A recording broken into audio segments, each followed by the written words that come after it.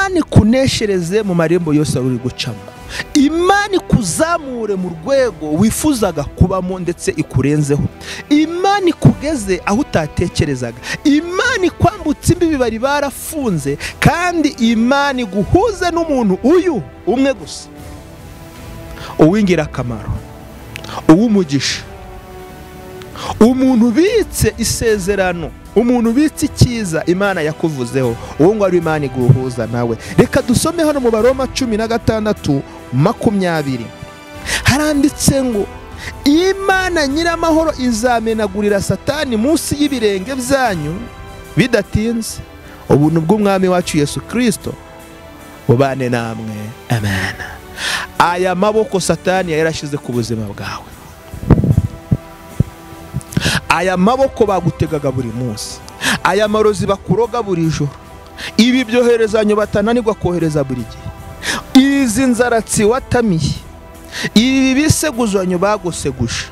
Oya ariko Mana, nge ndi kumva noneho nanarakaye bikomeye.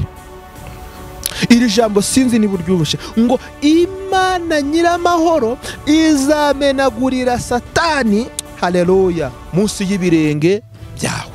Haleluya. Ariko iyo ndi kuvuga Imana mba numva nkomeye cyane, mba numva haleluya nageze muri ministeri iri hejuru ya zose, kandi ni nako biri. Rero wumva iyi mbuzi Imana nyiramahoro igiye kumenagura rwa rubanza rwari rwarakunaniye, igiye gufungura za gereza zari zaranze gufunguka, igiye kurangiza imanza zari zaragushyizweho, igiye kukuvanaho imitwaro wari warahekeshejwe, igiye kukuvana ku buretwa.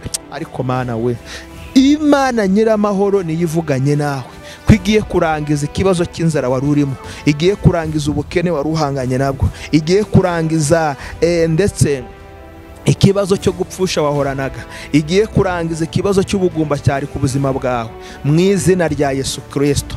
Mana urakoze ko ari we umenaguye Satani, ukamumenagura ku izuba nyaruhanga nkiringiri, ukamumenagura ku bushake. Haleluya. Ubitubwiye atari uko twabigusabye, ahubwo bivuganye natwe kugira ngo tumenye imigambi myiza n'amasezerano ufite ku buzima bwacu. Turabyakiye rero kandi turabyizeye kuri Imana ibisohoje mu izina ryawe Yesu. Amen. Amen. Amen. Amen. Imana ishimwe cyane, kandi Imana ihabwe icyubahiro. Imana ishimwe yo ikumenaguriye Satani n'ingabo ze. Amen.